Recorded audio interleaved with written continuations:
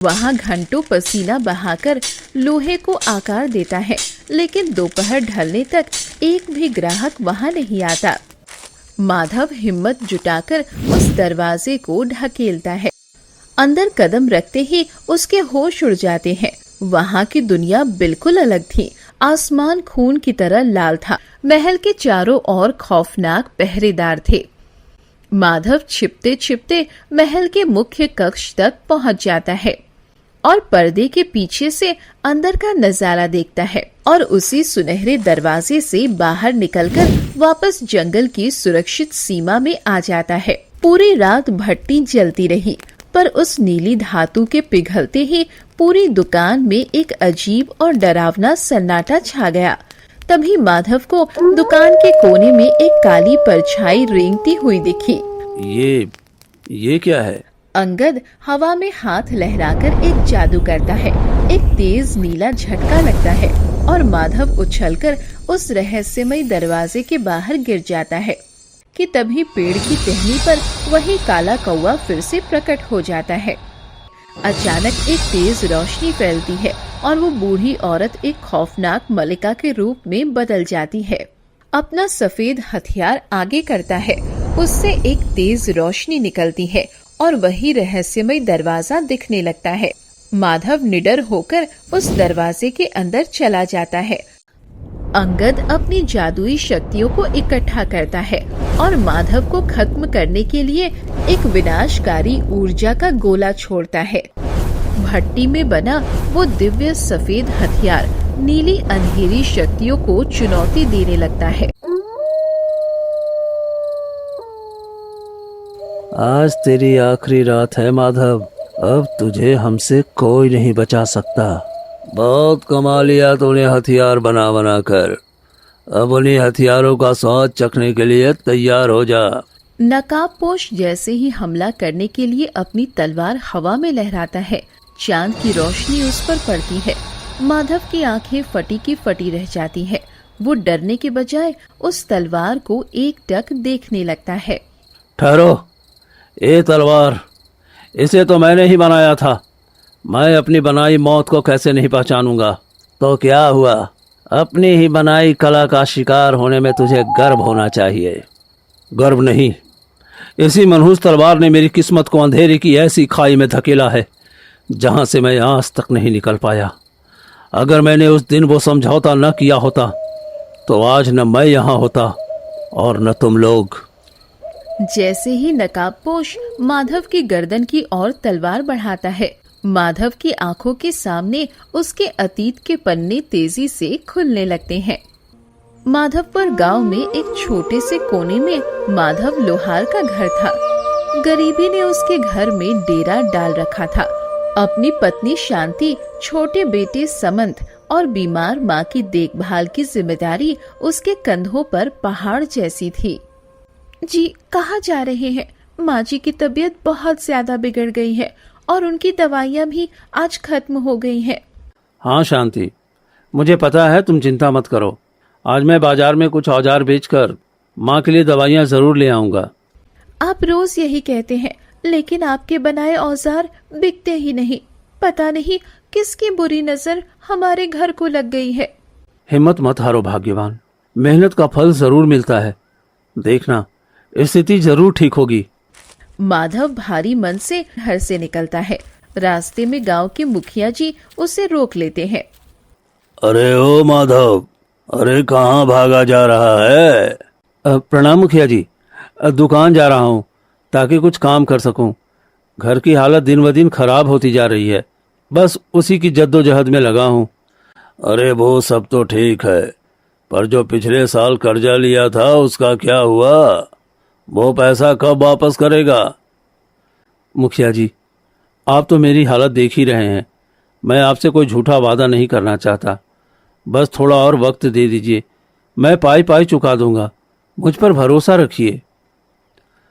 अरे भरोसा है तभी तो इतने दिनों से चुप बैठा हूँ। ठीक है, थोड़ा और वक्त दे देता हूँ, पर देख भाई, मेरी भी जवान बेटी है, उसकी शादी करनी है। मैं तुझे ज़्यादा समय नहीं दे पाऊंगा। मुखिया के जाने के बाद माधव अपनी दुकान पर जाकर बैठ जाता है। वहां घंटों पसीना बहाकर लोहे को आकार देता है, लेकिन दोपहर ढलने तक एक भी ग्राहक वहां नहीं आता।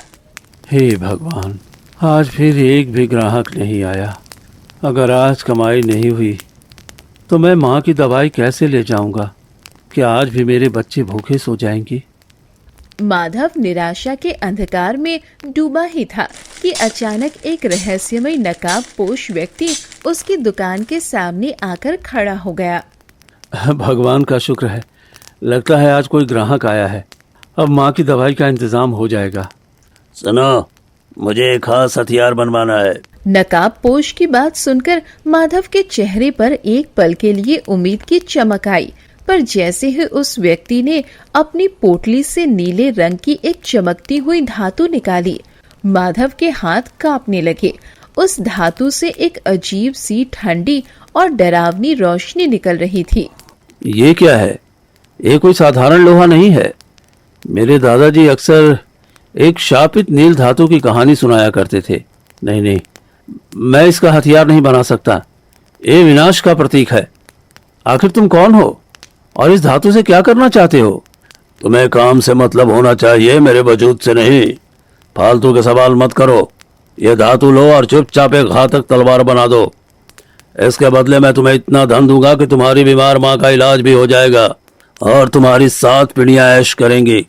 अब चुन लो, अपनी ईमानदारी की भूख या मेरे दिए धन से अपनी माँ की जिंदगी। माधव अपनी माँ की ममता और कंगाली के आगे टूट गया। उसने उस अंधेरे शक्ति से सौदा कर लिया। पूरी रात भट्टी जलती रही, पर उस नीली धातु के पिघलते ही पूरी दुकान में एक अजीब और डरावना सन्नाटा छा गया। तभी माधव को दुकान के कोने में एक काली परछाई रेंगती हुई दिखी। ये क्या है? माधव बुरी तरह घबराकर भागता हुआ घर पहुंचा, पर वहां का नजारा देख उसके पैरों तले जमीन खिसक गई। घर का दरवाजा खुला था और उसकी पत्नी शांति कहीं नहीं थी। शांति, ओ बहू, कहाँ चली गई तू? माधव बेटा, देखना, शांति अभी यही थी, पर अचानक कहाँ गायब हो गई। माँ शांत हो जाओ, वो तो घर पर ही रहती थी। शांति, अरे कहाँ हो तुम? पता नहीं बेटा, वो पानी लेने गई और फिर लौटी ही नहीं। मेरा मन बहुत घबरा रहा है। ये सब उस नीली धातु का असर है। मैंने बहुत बड़ी गलती कर दी। मुझे उस लालच में नहीं आना चाहिए था। माधव अपनी पत्नी को ढूंढने के लिए घने जंगलों की ओर भागता है। तभी एक पुराना काला कौवा उसके सामने एक सूखे पेड़ पर आकर बैठ जाता है और उसे देखकर ठहाके मारकर हंसने लगता है। तुम कौन हो और मुझ पर इस तरह से हंस क्यों रहे हो? मैं तेरे भाग्य पर हंस रहा हूँ मूर्ख मानो। तूने अपने हाथों से अपनी बर्बादी का सौदा कर लिया है। अब तू नहीं बचेगा। नहीं, ऐसा मत कहो। मुझे मेरी पत्नी को ढूंढना है। आखिर शांति की क्या गलती है? वो अचानक कैसे गायब हो गई? तू जानता भी है कि तूने सौदा किससे किया है। वो नकाबपोश कोई इंसान नहीं, बल्कि अंधेरी दुनिया का रखवाला है। उसे बस उस शापित तलवार की जरूरत थी। मुझे अंदेशा था कि वो धातु किसी असुरी शक्ति का प्रतीक है, पर मेरे घर की हालत इतनी खराब थी कि मुझे न चाहते हुए भी ये पाप करना पड़ा। मुझे लगा धन से सब ठीक हो जाएगा। अब पछताने से क्या होगा? तूने जो गलती की है उसकी सजा अब तेरे पूरे परिवार को भुगतनी होगी। उस काली शक्ति को अब रक्त चाहिए। ऐसा मत कहो, कोई तो रास्ता होगा। आखिर उसने वो हथियार क्यों बनवाया? वो क्या चाहता है? माधव की धड़कनें तेजी से बढ़ने लगी। तभी पेड़ पर बैठा वो काला कौवा एक आखिरी बार अपना पंख फड़फड़ाता है। वो नकाबपोश अंगद कोई मामूली इंसान नहीं है। वो असल में एक निर्दयी सामंत है। वो उसी शापित तलवार की मदद से पूरे राज्य पर कब्जा करने की साजिश रच रहा है। मुझे तो ये पता ही नहीं था, लेकिन मैं उसे कभी ऐसा नहीं करने दूंगा। मुझे उसका पूरा सच जानना ही होगा। इससे ज्यादा अगर मैंने तुम्हें कुछ कहा भी तो इसी वक्त मेरी मृत्यु हो जाएगी। वो जिस शक्ति से सौदा कर रहा है, अगर मैंने उसका नाम भी लिया तो मैं अपना ये रूप और शक्तियां खो बैठूंगा। इससे आगे मैं कुछ नहीं कर सकता। काला कौआ धुएं की तरह गायब हो जाता है। माधव अकेले जंगल में खड़ा रह जाता है, पर उसके इरादे अब फौलाद की तरह मजबूत थे। अब मैं क्या करूं? मैं हार नहीं मान सकता। शायद आगे कोई रास्ता मिल जाए। माधव कुछ ही दूर चला था कि झाड़ियों के पीछे उसे एक विशाल सुनहरे रंग का दरवाजा दिखाई देता है। वो दरवाजा किसी दूसरी ही दुनिया का द्वार लग रहा था। ये दरवाजा? ये तो अंधेरी दुनिया का द्वार लग रहा है। क्या मेरी शांति इसी के अंदर है? क्या उस शैतान ने उसे यहां कैद कर दिया है? मुझे अंदर जाकर देखना ही होगा। माधव हिम्मत जुटाकर उस दरवाजे को ढकेलता है। अंदर कदम रखते ही उसके होश उड़ जाते हैं। वहां की दुनिया बिल्कुल अलग थी। आसमान खून की तरह लाल था और हवा में मौत का सन्नाटा पसरा था। ये कैसी जगह है? यहाँ तो ऐसा लग रहा है जैसे मौत हर कोने में तांडव कर रही हो। तभी अचानक एक दिल दहला देने वाली चीख सुनाई देती है। वो आवाज माधव के कानों में शीशे की तरह चुभती है। कोई है? मुझे बचाओ, मुझे यहाँ से बाहर निकालो। अरे ये तो शांति की आवाज है। इसका मतलब उसे इसी काली दुनिया के किसी कोने में छिपाया गया है। माधव आवाज का पीछा करते हुए एक विशाल काले महल के सामने पहुंचता है। महल के चारों ओर खौफनाक पहरेदार थे। माधव छिपते छिपते महल के मुख्य कक्ष तक पहुंच जाता है और पर्दे के पीछे से अंदर का नजारा देखता है। सामने एक ऊंची राजगद्दी पर काले लिबास में एक मलिका बैठी थी और उसके सामने वही नकाब पोश व्यक्ति अंगद खड़ा था। अंगद, क्या तुमने वो काम पूरा किया जो मैंने तुम्हें सौंपा था? हाँ मलिका, मैंने वो शापित तलवार तैयार करवा ली है।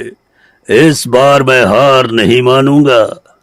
तुम हर बार युद्ध के मैदान में राजा से हार जाते हो। सिर्फ इस तलवार से राज्य नहीं मिलेगा, क्योंकि राजा के पास एक विचित्र सहायता है। अगर उसे हराना है तो तुम्हें उस गुप्त विचित्र सहायता से अपना संबंध जोड़ना होगा। ओह, तो ये मलिका और अंगद मिलकर राजा के खिलाफ साजिश रच रहे हैं। मैं अनजाने में इस अंधेरी योजना का हिस्सा बन गया हूँ। माधव को समझ आ जाता है कि ये मामला उसकी सोच से कहीं ज्यादा बड़ा और खतरनाक है। अगर मैं इस वक्त पकड़ा गया तो ये लोग मुझे और शांति को जिंदा नहीं छोड़ेंगे। मुझे पहले पूरी तैयारी करनी होगी और इस विचित्र सहायता का रहस्य जानना होगा। माधव दबे पांव पीछे हटता है और उसी सुनहरे दरवाजे से बाहर निकलकर वापस जंगल की सुरक्षित सीमा में आ जाता है। माधव की आंखों के सामने अब भी उस महल का भयानक नजारा घूम रहा था। वो डर और हताश से भरा हुआ अपनी दुकान पर लौट आता है। उसका शरीर कांप रहा है और मन में सैकड़ों सवाल है। मैं क्या करूं? मैंने तो उस व्यक्ति का चेहरा तक नहीं देखा। वो पूरे राज्य पर कब्जा करने की योजना बना रहा है और मेरी शांति भी उन्हीं के चंगुल में है। मैं अकेला उनका सामना कैसे करूंगा? माधव अपने ख्यालों में डूबा ही था कि अचानक वही नकाबपोश व्यक्ति अंगद साई की तरह उसी दुकान के सामने आकर खड़ा हो गया। मुझे और भी हथियार बनवाने हैं माधव। नहीं, मैं अब और हथियार नहीं बना सकता। मेरी भट्टी का कोयला खत्म हो चुका है और मुझ पर कर्ज भी बहुत है। मैंने फैसला किया है कि मैं ये काम छोड़ दूंगा। नाटक करने की जरूरत नहीं है। मैंने जो कह दिया सो कह दिया। तुम्हें हथियार बनाने ही होंगे। नहीं, मैं नहीं बनाऊंगा।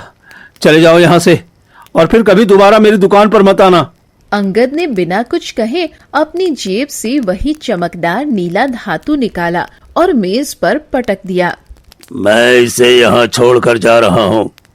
कल जब मैं आऊं तो मुझे ये हथियार तैयार मिलना चाहिए। वरना इसका जो अंजाम होगा उसे भुगतने के लिए तैयार रहना। इतना कहकर अंगद वहां से चला गया। माधव उस नीली धातु को ऐसे देख रहा था जैसे वो कोई जलता हुआ अंगारा हो। नहीं, मैं इसे नहीं छू सकता। मैं अपनी पत्नी को पहले ही खो चुका हूं। मैं और मुसीबत मोल लेना नहीं चाहता। माधव बदहवास होकर अपने घर भागता है।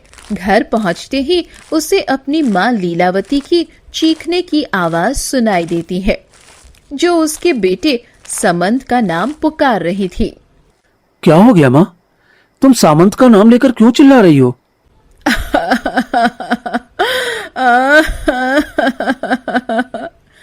बेटा, समंत कहीं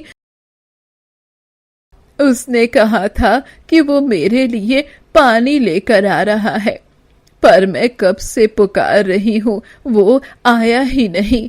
पता नहीं कहाँ चला गया। नहीं, ऐसा नहीं हो सकता। मेरा बेटा वो गायब नहीं हो सकता। क्या हुआ बेटा? तू ऐसे क्यों खड़ा है? क्या तू जानता है वो कहाँ है? बहू का भी पता नहीं, और अब पोता भी। जरूर हमारे घर को किसी की बुरी नजर लग गई है। माधव के कानों में अंगद की दी हुई धमकी गूंजने लगी। उसे समझ आ गया कि समंत कोई इत्तेफाक नहीं है। वो बिना कुछ कहे उल्टे पांव अपनी दुकान की ओर दौड़ पड़ा। उसने मेरी पत्नी को छीना। मैं सामंत को कुछ नहीं होने दूंगा। मुझे वो हथियार बनाना ही होगा। माधव ना चाहते हुए भी उस नीली धातु को भट्टी में डाल देता है। आग की लपटें नीली होने लगती है और पूरी दुकान में एक अजीब सी गंध फैल जाती है। माधव ने भारी मन से एक खौफनाक हथियार तैयार किया। जैसे खत्म हुआ, अंगद फिर से वहां आ जाता है। चलो, अब बिना देर किए मेरा हथियार मुझे दे दो। ये लो अपना हथियार। पर एक बात बताओ, तुम कौन हो और ये सब मेरे साथ क्यों कर रहे हो? मेरी पत्नी और मेरे मासूम बेटे का क्या कसूर है? तुमने उन्हें क्यों अगवा किया है? खुदा के लिए उन्हें छोड़ दो। नकाबपोश व्यक्ति एक ठंडी हंसी हंसता है और धीरे से अपने चेहरे से नकाब हटा देता है। नकाब के पीछे एक बेहद ही खूबसूरत और तेज तरार नौजवान का चेहरा था, जिसकी आंखों में दया का नामोनिशान नहीं था। मैं अंगद हूँ और ये सब तुम्हें मेरा काम रोकने से पहले सोचना चाहिए था। अब तुम कुछ नहीं कर सकते। तुम्हारी भलाई इसी में है कि जितना मैं कहूँ उतना चुपचाप करते जाओ। अब आगे से एक भी सवाल मत करना, वरना अंजाम बुरा होगा। अंगद हथियार लेकर तेज कदमों से वहां से चला जाता है। माधव उसे जाते हुए देखता रहता है, पर इस बार उसके मन में डर से ज्यादा प्रतिशोध की आग थी। मैं तुम्हारे सामने मजबूर जरूर दिख रहा हूं, पर मैं हार नहीं मानूंगा। मुझे पता है तुमने मेरी शांति और सामंत को उसी विचित्र दरवाजे के पीछे।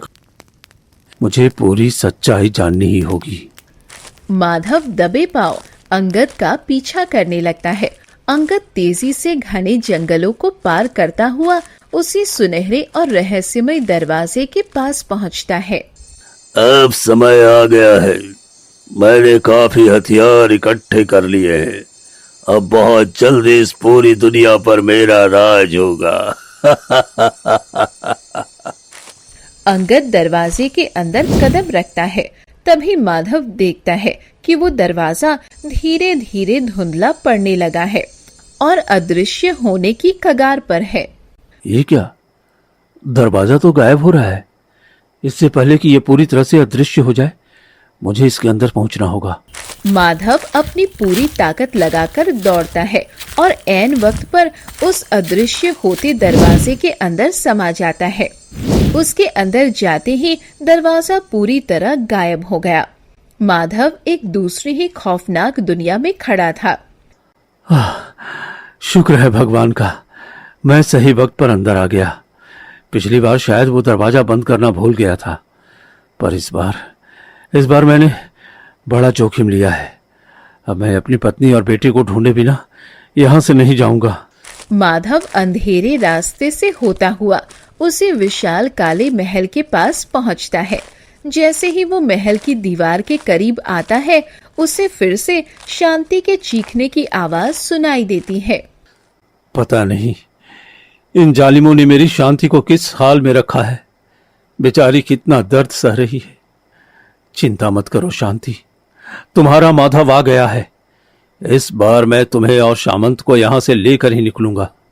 माधव महल के मुख्य द्वार की बजाय पीछे के एक संकरे रास्ते को चुनता है और चुपके से महल के अंदर प्रवेश जाता है। महल के अंदर हर तरफ पहरेदार घूम रहे थे, जिनसे बचते हुए वो आगे बढ़ता है। मैं अंदर तो आ गया, पर यह महल किसी भूल भुलैया जैसा है।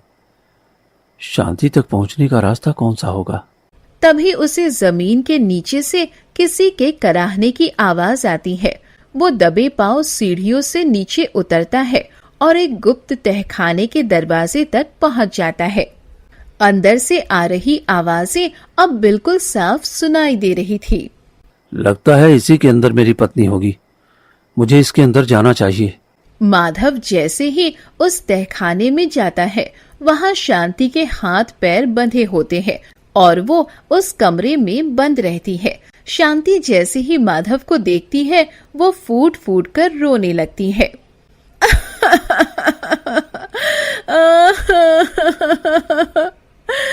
जी, मुझे बचा लीजिए, मुझे यहाँ नहीं रहना।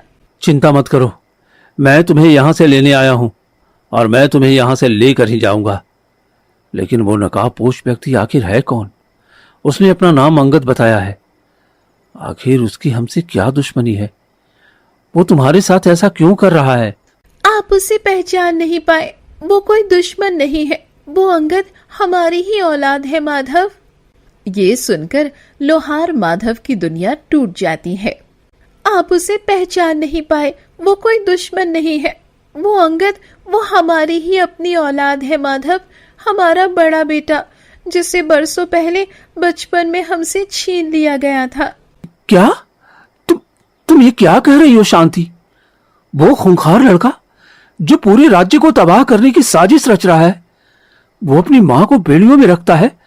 वो हमारा अंगद है, हमारा खून। हाँ, उन अंधेरी ताकतों ने उसे पाल पोस कर इतना नफरती बना दिया है कि वो हमें पहचानता तक नहीं। उसे लगता है कि हमने उसे छोड़ दिया था। वो आज जो भी षड्यंत्र रच रहा है, उसका मकसद सिर्फ सत्ता नहीं, बल्कि हमसे बदला लेना भी है। हे भगवान, जिस बेटे की सलामती की दुआएं मैंने हर रोज भट्टी की आग के सामने मांगी, वही बेटा आज मेरे ही हाथों से बने हथियारों से बेगुनाहों का खून बहाने चला है। मेरी दुनिया टूट गई शांति। मैं अपने ही बेटे का कातिल कैसे बनूंगा?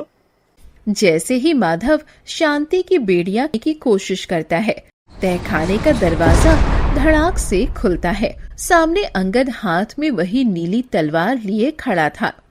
अच्छा, तो तुम दोनों यहाँ तक आ गए मेरा पीछा करते करते, लेकिन अब मैं तुम दोनों को जिंदा नहीं छोड़ूंगा।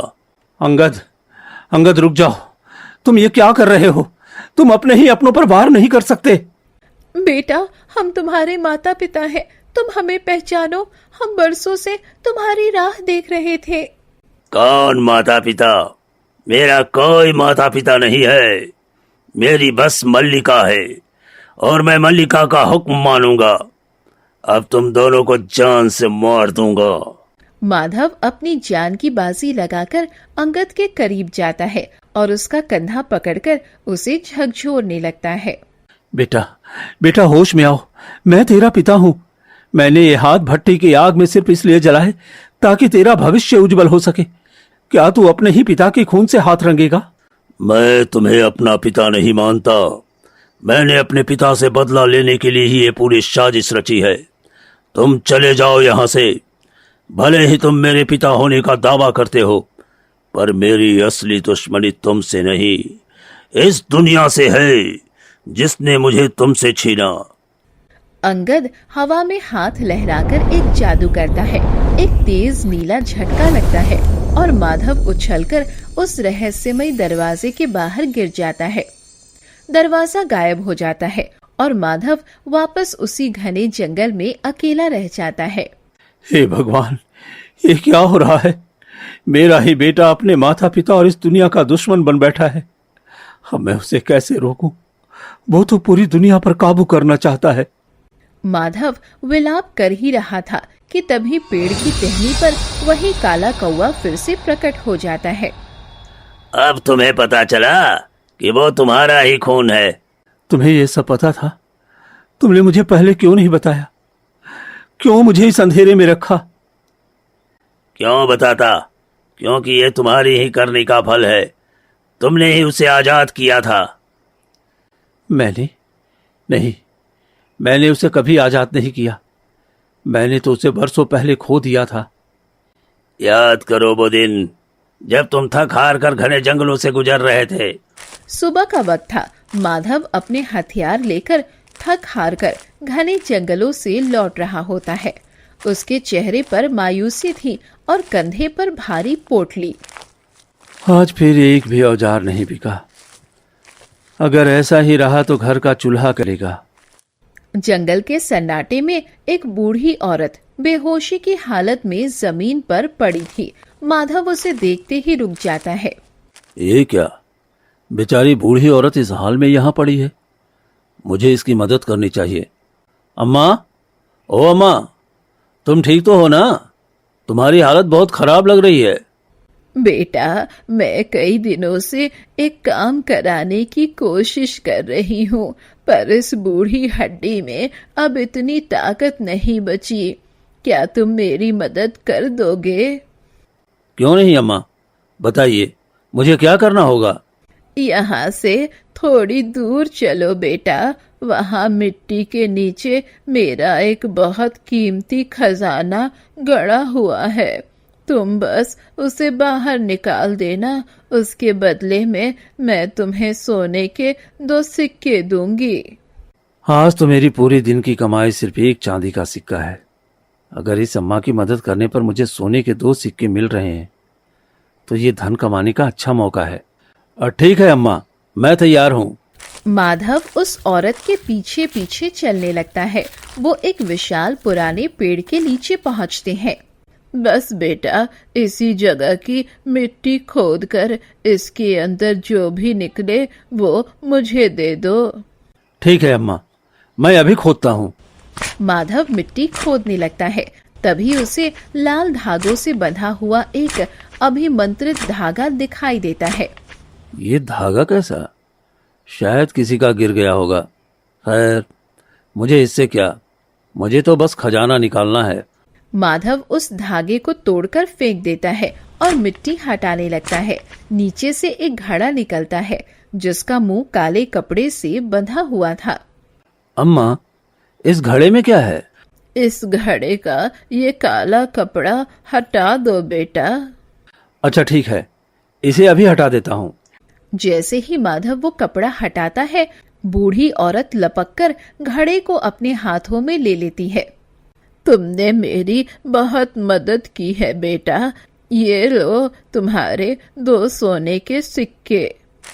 वो औरत घड़ा लेकर घने जंगलों में गायब हो जाती है। अचानक एक तेज रोशनी फैलती है और वो बूढ़ी औरत एक खौफनाक मलिका के रूप में बदल जाती है। मूर्ख लोहार, उसे अंदाजा भी नहीं है कि उसने किसे आजाद किया है। अब काली शक्तियों का साम्राज्य फिर से बनेगा और मैं उस साम्राज्य की मलिका बनूंगी। और इस मलिका का रक्षक भी इसी का बेटा बनेगा, इसका बड़ा बेटा, क्योंकि उसकी तकदीर में वो शक्ति है जो किसी और में नहीं। मलिका वहां से अदृश्य हुई है। उधर माधव की पत्नी शांति घर के बाहर बैठी थी। चलो अब अपने बेटे अंगद को खाना खिला देती हूँ, उसे भूख लगी होगी। शांति घर के अंदर जाती है, पर पालना खाली था। वो पागलों की तरह यहाँ वहाँ देखने लगती है। ये क्या? अंगद कहाँ गया? हे भगवान मेरा! वो तो अभी बस कुछ ही घंटों का था। अब मैं इन्हें क्या जवाब दूंगी? अगर मैंने कहा कि मैंने बेटा खो दिया है तो ये मुझे मार डालेंगे। अंगद बेटा, कहाँ हो तुम? शांति हर जगह ढूंढती है पर अंगद का कहीं पता नहीं चलता। तभी माधव खुशी खुशी घर पहुंचता है। ये देखो शांति, आज मैंने सोने के 2 सिक्के कमाए हैं। पर ये क्या? तुम रो क्यों रही हो? माफ कर दीजिए जी, वो तो इस दुनिया में आते ही नहीं रहा। हमारा हमें छोड़कर चला गया। हे भगवान, मैंने अपने बेटे के लिए इतनी मेहनत की, पैसे भी कमाए, बेटा ही मुझे छोड़कर चला गया। ये कड़वा सच जानते ही माधव की आंखों से आंसुओं की धारा बहने लगती है। ये सब मेरी वजह से हुआ है। मैंने ही उस मलिका को अनजाने में आजाद किया है और मैंने ही अपने खोया। अब मैं ही इस पाप को खत्म करूंगा। तुम्हारा प्रायश्चित ही तुम्हें रास्ता दिखाएगा।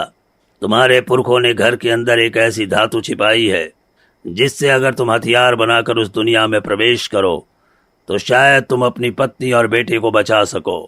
काला कौवा वहां से चला जाता है।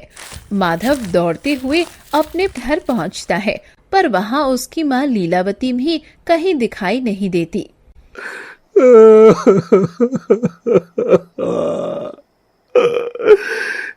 क्या माँ भी कहीं नहीं दिख रही?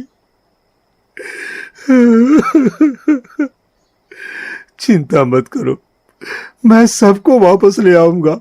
ये मेरी जिंदगी का पहला और आखिरी हथियार होगा। माधव अपनी पुरानी भट्टी खोलता है और उसके अंदर से एक दिव्य सफेद रंग की धातु निकालता है। वो पूरी रात मेहनत करके एक बहुत बड़ा और शक्तिशाली हथियार तैयार करता है। हथियार लेकर वो उसी जगह पहुंचता है जहां वो दरवाजा गायब हुआ था।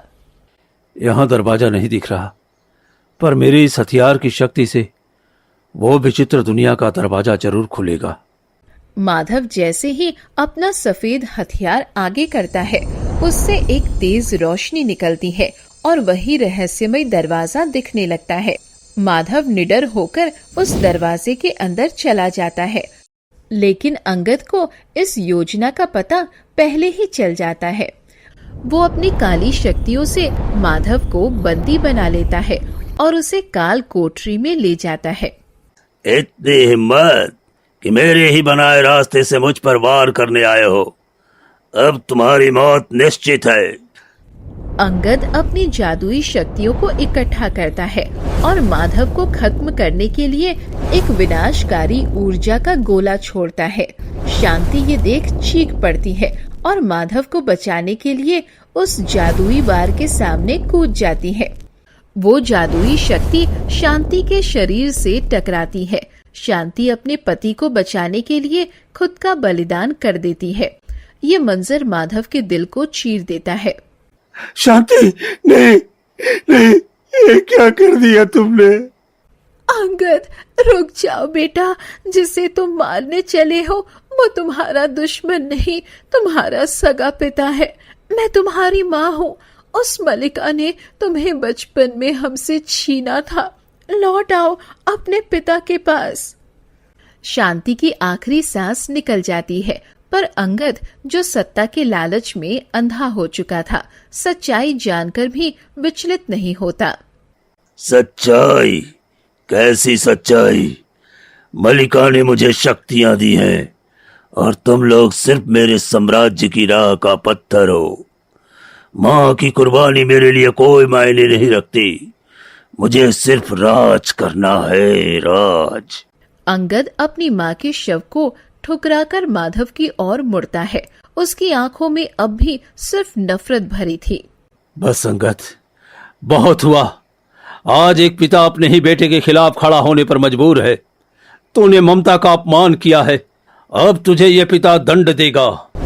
भट्टी में बना वो दिव्य सफेद हथियार नीली अंधेरी शक्तियों को चुनौती देने लगता है।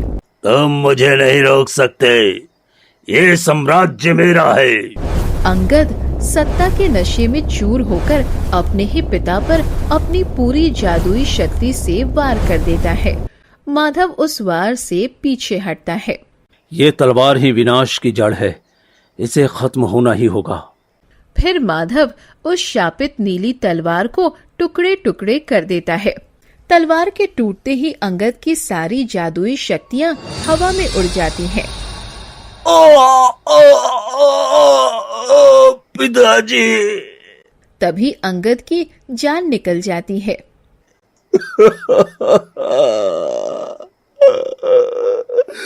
सब खत्म हो गया, शांति चली गई, मेरा बेटा चला गया।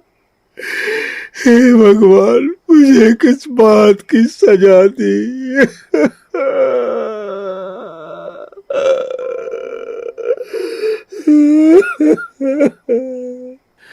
तभी महल के एक गुप्त कोने से रोने की आवाज आती है। माधव भागकर वहां पहुंचता है और देखता है कि उसका छोटा बेटा वहीं सही कैद है। बेटा, बेटा तुम ठीक हो? चलो चलो, अब यहाँ एक पल भी नहीं रुकना। माधव अपने छोटे बेटे का हाथ थामकर उस रहस्यमय दुनिया से बाहर निकल आता है और दोनों बाप बेटे ढलते सूरज की रोशनी और बढ़ जाते हैं।